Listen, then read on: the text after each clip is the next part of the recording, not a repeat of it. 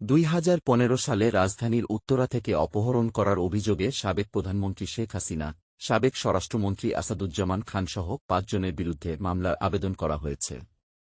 বুধবার দুপুরে ঢাকার মেট্রোপলিটন ম্যাজিস্ট্রেট ফারজানা শাকিলা সুমু চৌধুরীর আদালতে এই আবেদন করেছেন ভুক্তভোগী সুপ্রিম কোর্টের আইনজীবী সোহেল রানা। আদালত বাদীর জবানবন্দি রেকর্ড করে আদেশ অপেক্ষমান রেখেছেন।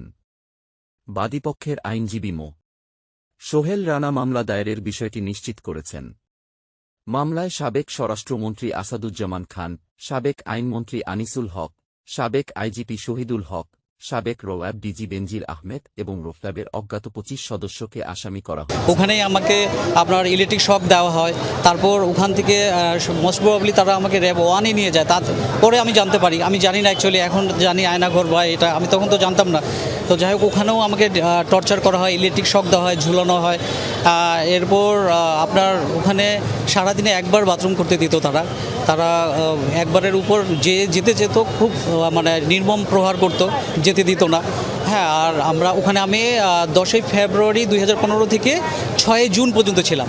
এরপর সম্ভবত আমাকে ওরা যাকে মেরে ফেলবে তাদেরকে ওখান থেকে সরিয়ে ফেলা হয়, দূরে বর্ডার জায়গায় নিয়ে যাওয়া হয়।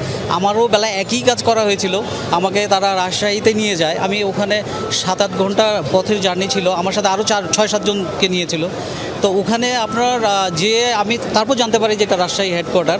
এবং সবচেয়ে মর্মান্তিক বিষয় হলো যে আমার ডানে বায়ে যারা ছিল, চোখ তো বাধাই ছিল, কিন্তু ঠিক রাত 2টা, মধ্যরাত বা 2টা-3টায় এরকম হবে আনুমানিক। এই টাইমগুলোতে তারা করতো কি, একজনকে নিত, নিয়ে রাতে নিয়ে চলে যেত। পরের দিন সকালে বুঝতে পারলাম যে শেষ করে দেওয়া হতো।